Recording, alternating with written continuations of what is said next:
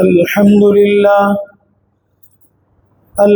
لله نحمده ونستعينه ونستغفره ونؤمن به ونتوكل عليه ونعوذ بالله من شرور أنفسنا ومن سيئات أعمالنا من يهده الله فلا مضل له ومن يضلله فلا هادي له ونشهد أن لا إله إلا الله وحده لا شريك له ونشهد أن سيدنا ومولانا محمدا عبده ورسوله صلى الله عليه وعلى آله وأصحابه وأتباعه أجمعين أما بعد فأعوذ بالله من الشيطان الرجيم بسم الله الرحمن الرحيم ألهاكم التكاثر حتى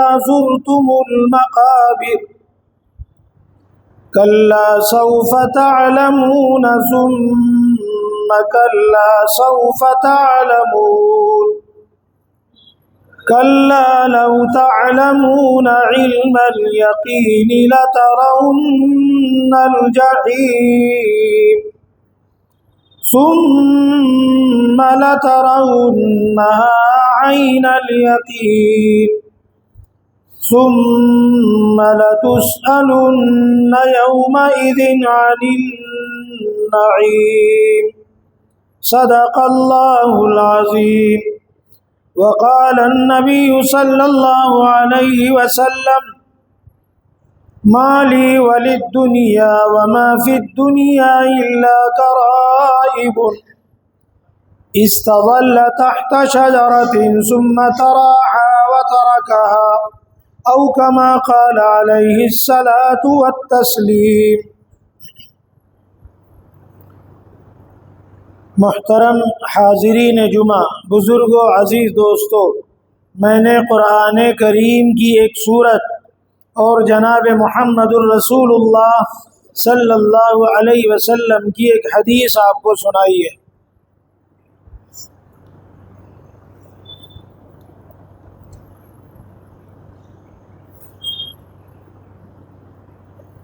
اللہ تعالی نے اس سورت کے اندر دنیا کی حقیقت کو بتلایا ہے، اور جو میں نے حدیث سنائی اس میں پیارے آقا جناب محمد الرسول اللہ صلی اللہ علیہ وسلم نے یہ سمجھایا، یہ پیغام دیا کہ میرا دنیا سے کتنا تعلق ہے، اور ایسے ہی تعلق میرے تمام امتیوں کا دنیا سے ہونا چاہیے۔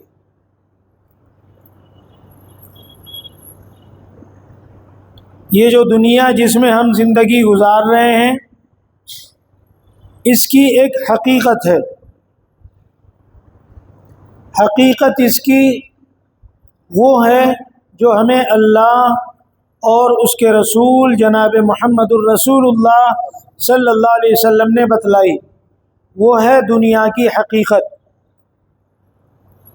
اور ایک ہے دنیا کا افسانہ جسے آج ہم حقیقت سمجھ بیٹھے۔ تو مسئلہ ہمارے سامنے یہ ہے کہ جسے ہم حقیقت سمجھ بیٹھے وہ صرف اور صرف دھوکے کا ایک سامان ہے۔ جس طریقے سے یہ بات سمجھنے کی آپ کوشش کریں، جیسے کوئی افسانے کی کتاب ہوتی ہے، جس میں قصے کہانیوں کی کوئی کتاب ہوتی ہے، اس کتاب میں جو چیزیں لکھی ہوتی ہیں وہ صرف ایک افسانہ ہوتا ہے، اس کی کوئی حقیقت نہیں ہوتی، بلکہ لکھنے والا اپنے ذہن میں ایک کہانی، ایک خیالات تصور کر کے ایک ڈرامہ، ایک افسانہ لکھ دیتا ہے۔ لیکن جب اس کو پڑھنے والا اس حقیقت اور اس کہانی میں ڈوب جاتا ہے تو بسا اوقات پڑھتے پڑھتے وہ اتنا متاثر ہوتا ہے کہ اس کے آنکھوں سے آنسو بھی نکل آتے ہیں، لیکن وہ حقیقت نہیں ہوتی۔ اسے سمجھنا ہے تو اور آسانی سے یہ سمجھ لیں، میں آسان کر کے بتا رہا ہوں۔ جیسے آج ڈرامے بنتے ہیں، فلمیں بنتی ہیں،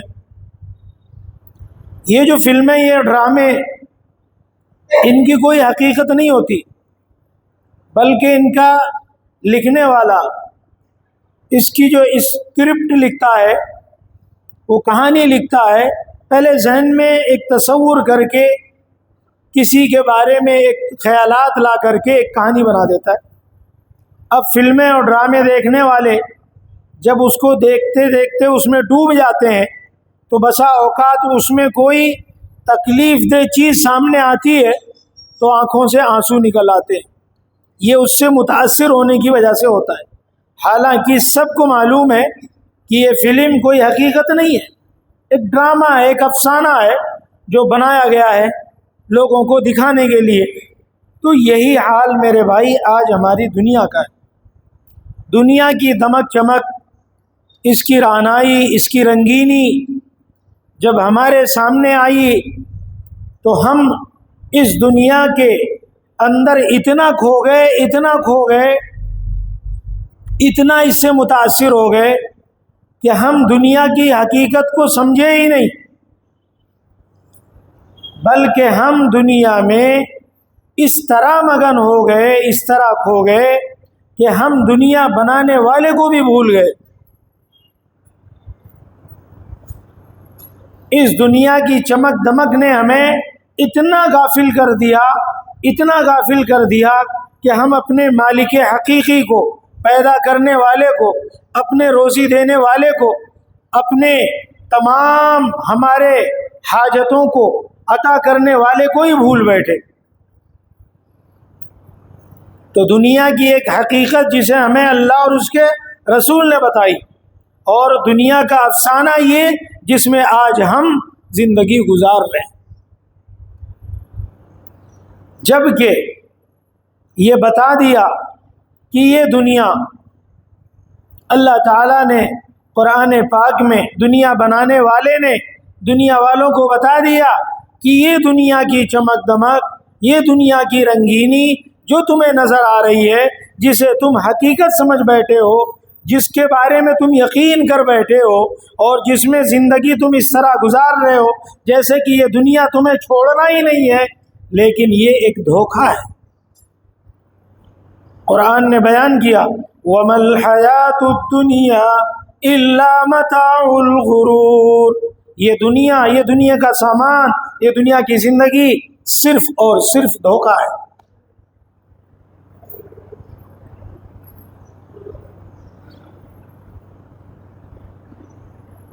پیارے آقا صلی اللہ علیہ وسلم نے یوں فرمایا کہ مالی ولی دنیا وما فی الدنیا، سمجھایا لوگوں کو، اپنے ذریعے سے ایک میں پیغام دیا کہ میرا دنیا سے کیا تعلق،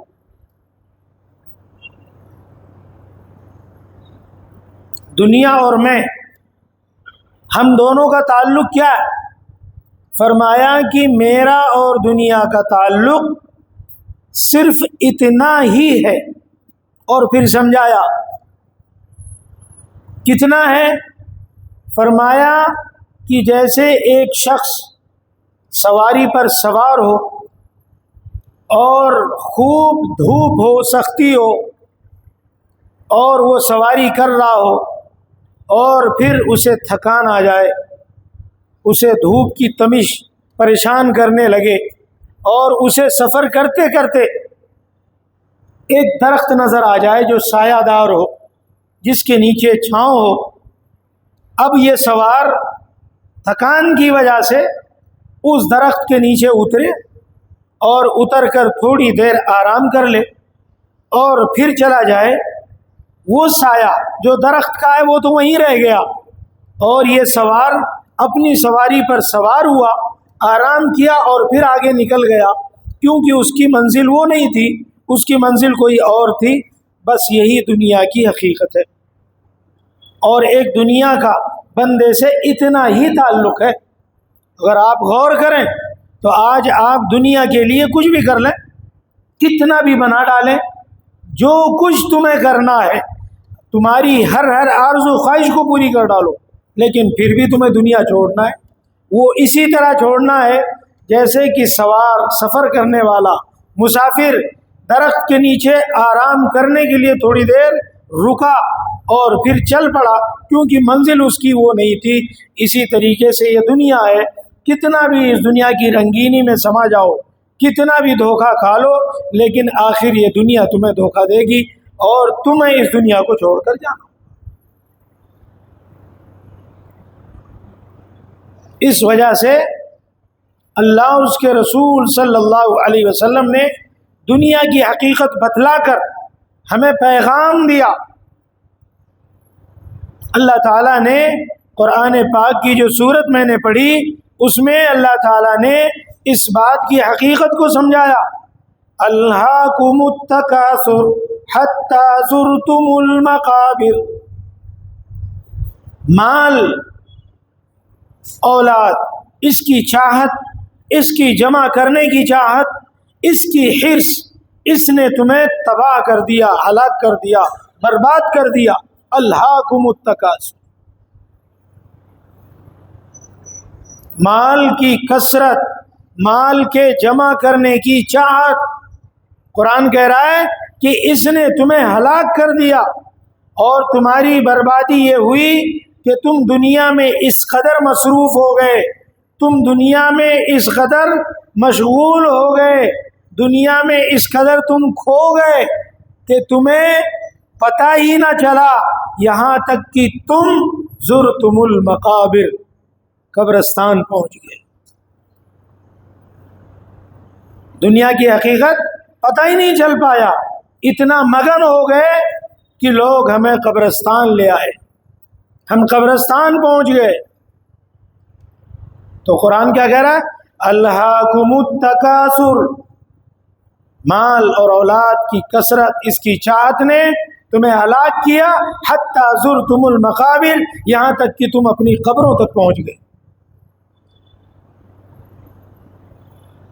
کلا سوف تعلمون ثم کلا سوف تعلمون، اور تم دنیا میں جو مشغول ہوئے، دنیا سے تم نے جو دھوکہ کھایا، اور دنیا کے اندر تم اس قدر مصروف ہوئے، بہت جلد تمہیں پتہ چل جائے گا، بہت جلد۔ کلا سوف، قرآن جب چیز کو بیان کرتا ہے تو آپ سمجھ لیں کہ یہ سوف بہت قریب بتانے کے لیے بتاتا ہے، کہ مطلب کلا سوف تعلمون، بہت زیادہ ٹائم نہیں ہے، بہت جلدی تمہیں پتہ چل جائے گا، دنیا کی حقیقت تمہارے سامنے بہت جلدی واضح ہو جائے گی۔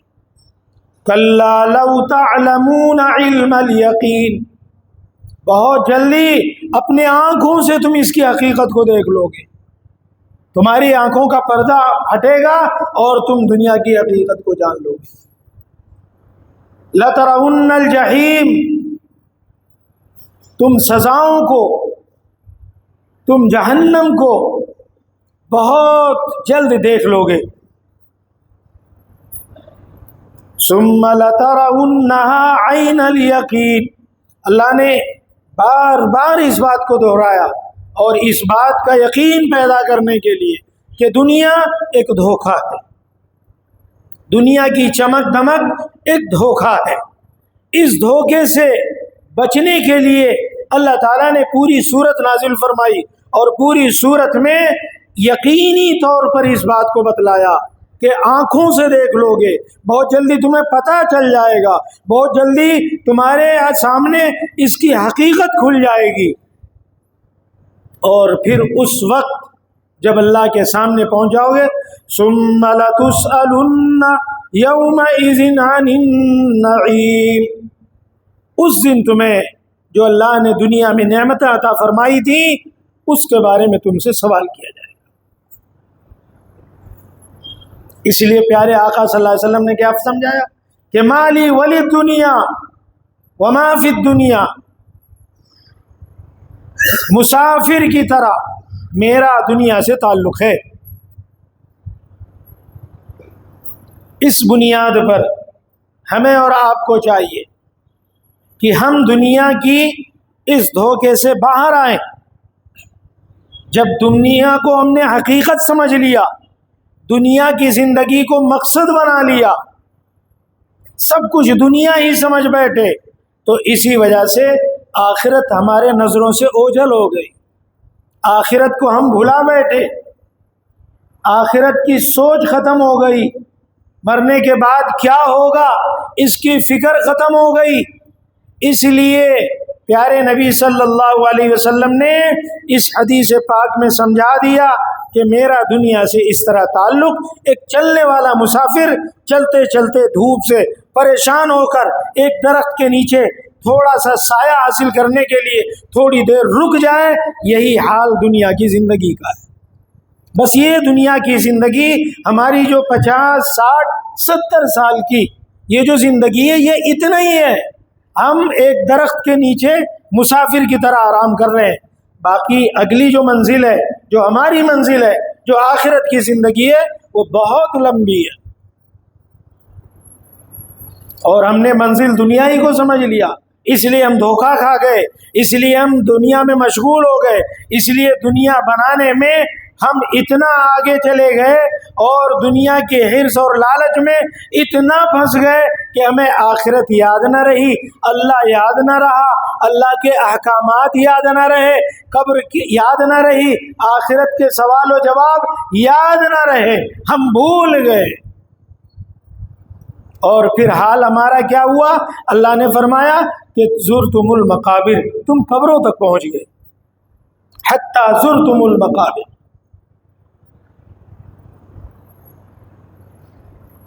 اس بنیاد پر ہمیں اور آپ کو اس دھوکے کے سامان سے باہر آنا چاہیے۔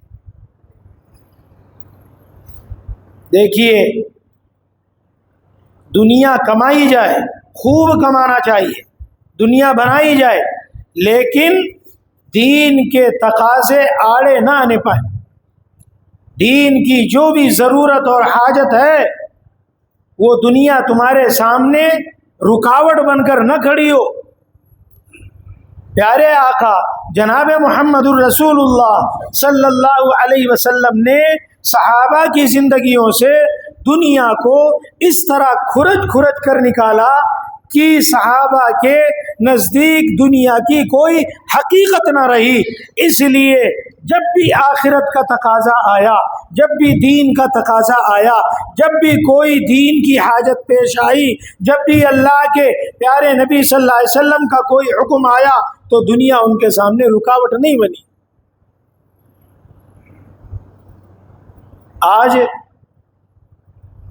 یہ ہماری نمازیں کیوں چھوٹ رہی ہیں؟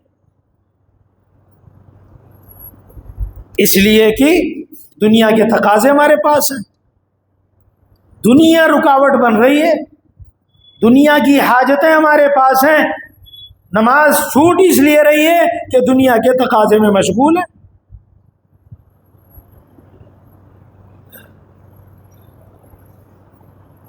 اس لیے پیارے نبی صلی اللہ علیہ وسلم نے فرمایا کہ دنیا خوب بناؤ، لیکن دنیا یہ تمہاری زندگی کے اندر اس طرح ہونا چاہیے کہ یہ دنیا تمہارے دل میں جگہ نہ کرنے پائے۔ یہ دل جو اللہ نے بنایا اور جو تمہارے اندر اللہ نے چھپایا، اس دل میں صرف اللہ کی جگہ ہونا چاہیے، اللہ کی محبت ہونا چاہیے۔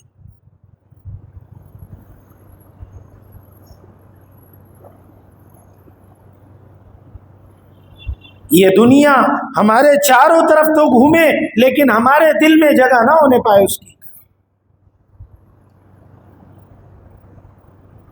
اسی لیے پیارے آقا جناب محمد الرسول اللہ صلی اللہ علیہ وسلم نے دنیا کی حقیقت کو صحابہ کے سامنے جب کھول کھول کر بیان کیا تو دنیا صحابہ کی نظروں میں ایسی ہو گئی کہ کسریٰ کا تاج، کسریٰ کا بادشاہ جو تاج پہنتا تھا وہ دنیا کے اندر سب سے قیمتی مانا جاتا تھا۔ وہ تاج ایسا ہوتا تھا کہ اس میں ہیرے جواہرات، قیمتی تمام چیزیں جڑی ہوتی تھیں۔ اور جب کسریٰ فتح ہوا اور وہ سردار کا تاج مدینے میں آیا تو صحابہ کے قدموں میں وہ تاج ٹھوکر کھانے لگا۔ صحابی ادھر سے گزر جاتے، ٹھوکر لگتی اس تاج پہ، صحابی ادھر گزر جاتے، لیکن کسی صحابی کے دل میں چاہت نہ پیدا ہوئی اس تاج کو اٹھا کر دیکھنے کی۔ پیارے آقا صلی اللہ علیہ وسلم نے صحابہ کے دلوں سے دنیا کی محبت کو اس طرح ختم کیا۔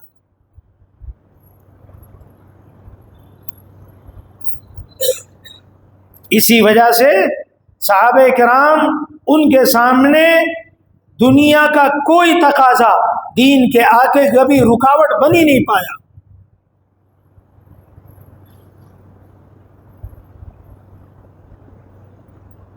دنیا خوب کمانے کی اجازت ہے لیکن دل میں اس کی جگہ نہیں ہے۔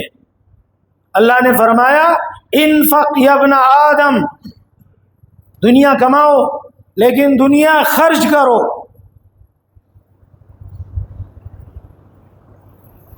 جگہ بنا کے اس کو رکھو مت۔ دنیا ایک حاجت، ضرورت کی چیز ہے، استعمال کرو چھوڑ دو، ضرورت پوری کرو چھوڑ دو۔ اس سے محبت اتنا دل نہ لگا بیٹھو کہ اللہ اور اس کے تقاضوں کی محبت تمہارے سامنے پھیکی پڑ جائے۔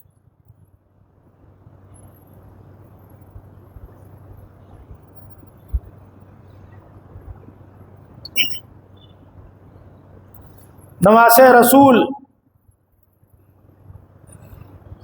عالی مرتبت سیدنا امام حسین رضی اللہ تعالی، جب خوشحالی کا زمانہ آیا، بہت اللہ نے وسعت عطا فرمائی، تو روزانہ ایک جوڑا نیا پہنتے تھے۔ اندازہ کر سکتے ہیں؟ روز آنا ایک جوڑا نیا پہنتے اور اگلے روز اسے نہ پہنتے، اگلے روز اسے اتار کر کسی ضرورت مند کو دے دیا کرتے۔ کسی نے کہا نواسہ رسول، آپ کو پتہ ہے کہ آپ کے نانا، آپ کے باپ، آپ کے خاندان کا مجاہدہ کیا تھا، کیا قربانیاں تھیں، کیسی زندگی انہوں نے گزاری، اور یہ آپ کے ٹھاٹ باٹ روزانہ نیا جوڑا۔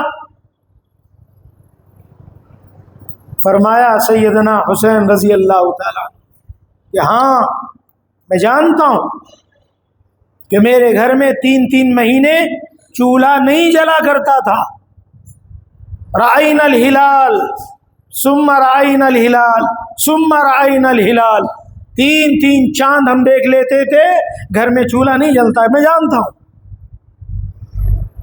لیکن اللہ تعالیٰ نے مجھے وسعت عطا فرمائی اور اللہ نے کہا وَأَمَّا بِنِعْمَةِ رَبِّكَ فَحَدِّثْ، جب اللہ نعمتیں عطا فرمائے تو میں یہ چاہتا ہوں کہ میری ان دی ہوئی نعمتوں کا اظہار ہو۔ اس سے یہ اللہ نے سمجھانا چاہا کہ دنیا جمع کر کے رکھنے کی چیز نہیں ہے۔ اللہ نے صاحب وسعت بنایا، اس کا استعمال اس نیت سے کرو کہ میں اللہ کا شکر اس پہ ادا کروں، اس نعمت کا اظہار کروں۔ تو سیدنا امام حسین رضی اللہ تعالی عنہ نے لوگوں کو جواب دیا کہ میرے بھائی، میں یہ روزانہ نیا جوڑا اس لیے زیب تن کرتا ہوں تاکہ لوگ مجھے مالدار سمجھیں اور ضرورت مند اپنی ضرورت میرے پاس لے کر آئے، اور میں اس نیت سے زیب تن کرتا ہوں کہ میں اس کی ضرورت کو پورا کر سکوں۔ نیت دیکھ رہے ہیں؟ یہ نیت ہونی چاہیے دنیا کے جمع کرنے کی اور کمانے کی، کہ ضرورت مند آ جائے میں اس کی ضرورت پوری کر دوں۔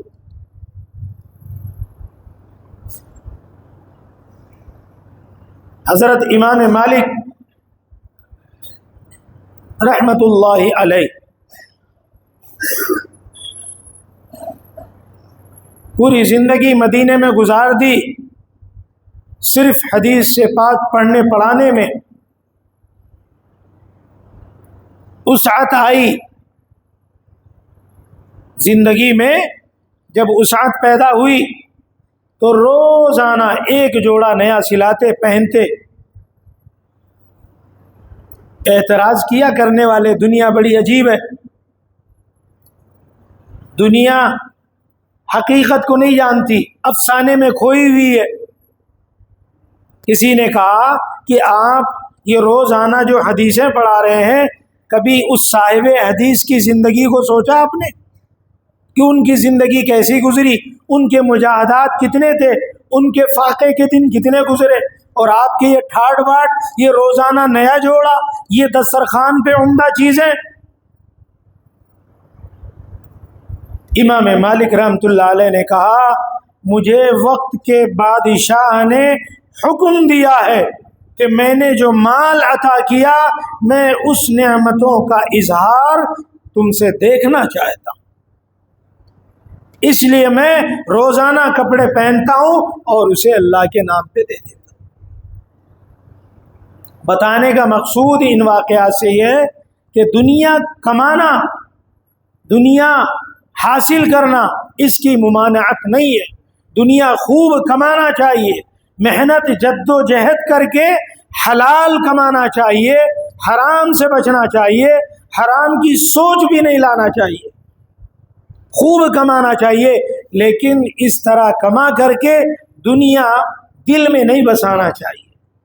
خرچ ہو جائے تو دل دکھنے لگے، خرچ ہو جائے تو بے چینی سوار ہونے لگے، نہیں، انفق، خرچ کرنا چاہیے، حاجت مندوں کو حاجت روائی کرنا چاہیے، ضرورت مندوں کی ضرورتوں کو پورا کرنا چاہیے، دنیا اس نیت سے کماؤ۔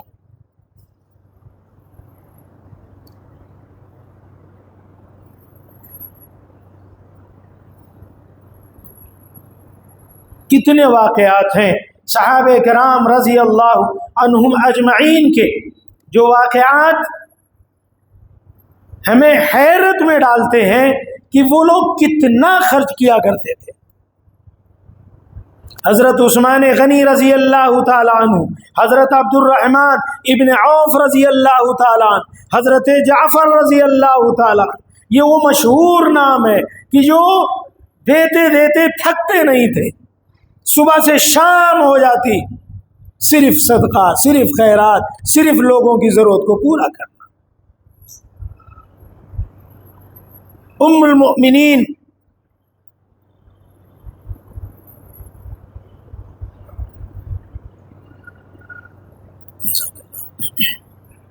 ہم سب کی ماں سیدہ عائشہ صدیقہ رضی اللہ تعالی عنہ،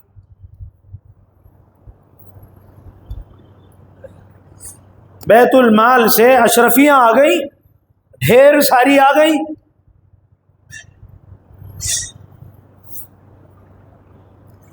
اب یہ اپنی باندھی سے کہتی ہیں کہ جاؤ اور مدینے کی گلیوں میں جو حاجت مند ہیں انہیں بلا لاؤ۔ اب یہ گئیں، بہت سارے حاجت مند ان کو دروازے پہ اکٹھا کر لیا۔ لکھا ہے کہ آپ اشرفیاں اتنی تھیں کہ اس کو ترازو میں تول تول کر دے رہی تھی، صبح سے شام تک سب دے دیا، کچھ نہ بچا، روزے سے تھی۔ باندھی کہنے لگی کہ ارے اشرفی کا ایک ٹکڑا تو رکھ لیتی، آپ روزے سے ہیں اور گھر میں افطار کے لیے کچھ نہیں ہے۔ آپ اندازہ لگا سکتے ہو کہ کیا تربیت فرمائی تھی پیارے آقا جناب محمد الرسول اللہ صلی اللہ علیہ وسلم نے اپنے ازواج مطہرات کی، ہم سب کی ماؤں کی تربیت کیسے کی تھی کہ دے دیا، اپنے بھوک کا احساس نہ رہا، سب کچھ دے دیا، روزے سے تھی، گھر میں افطار کے لیے کچھ نہ تھا، لیکن سارا کے سارا مال آیا ہوا صبح سے شام میں تقسیم کر دیا۔ تو یہ بتانا مقصود یہ ہے کہ دنیا ایک دھوکے کا سامان ہے، کتنا کچھ کر لو چھوڑ کے جانا ہے۔ اس لیے دنیا سے تعلق اس طرح ہونا چاہیے جو پیغمبر جناب محمد الرسول اللہ صلی اللہ علیہ وسلم نے ہمیں بتلایا اور کہا کہ میرا دنیا سے اسی طریقے کا تعلق۔ دنیا خوب آ جائے کوئی منع نہیں ہے، کوئی کراہیت نہیں ہے، لیکن دنیا دل میں جگہ نہ بنانے پائے، کسی کو دینے پہ درد دل میں نہ ہونے پائے۔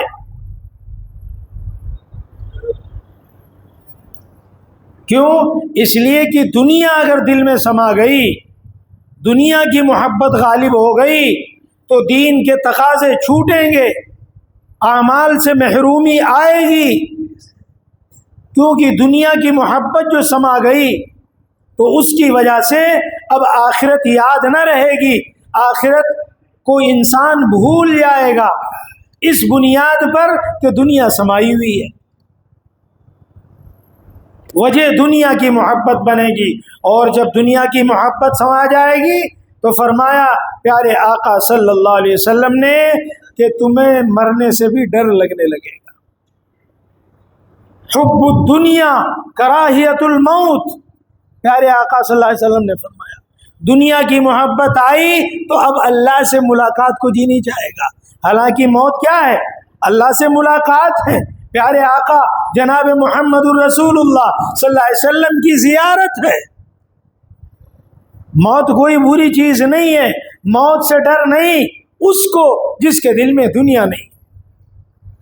موت تو شرف ملاقات ہے، موت تو ایک پل ہے، اس کو پار کر کے رب سے مل جانا ہے، یہ حقیقت ہے، اس کے سوا کچھ بھی نہ۔